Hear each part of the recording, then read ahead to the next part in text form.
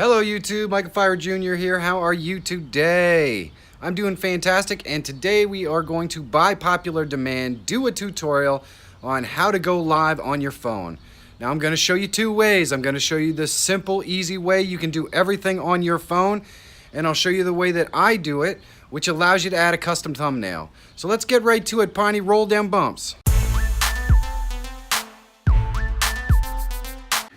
You start up the YouTube app and you go to the top right and click on the little camera icon. Next, you select Go Live. Now create your title. Change unlisted to public.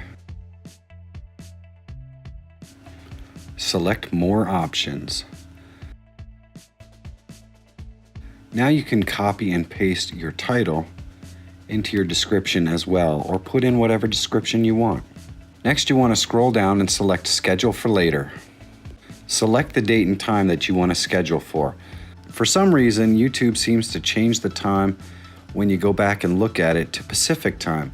I don't know why they don't know that Eastern Standard Time is the only legitimate time zone. Scroll to the bottom and click Next.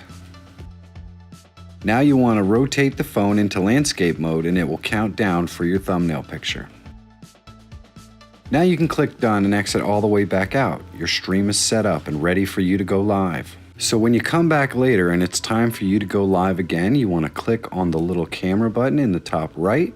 Next, you click Go Live. Click on the calendar in the top right. Now click on the thumbnail that you set up in the first session.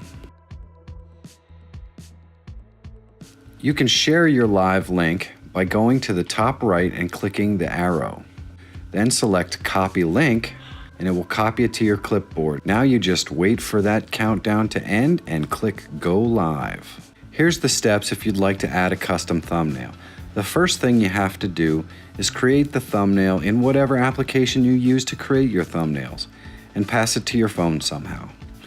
Next, you want to click this little pencil button and select Upload Thumbnail. Select the thumbnail you want to use from the gallery. You'll see a preview and then just click Save. I sure hope this video was helpful, and I hope to see lots of the folks in my community going live and exploring the platform. It's a heck of a lot of fun.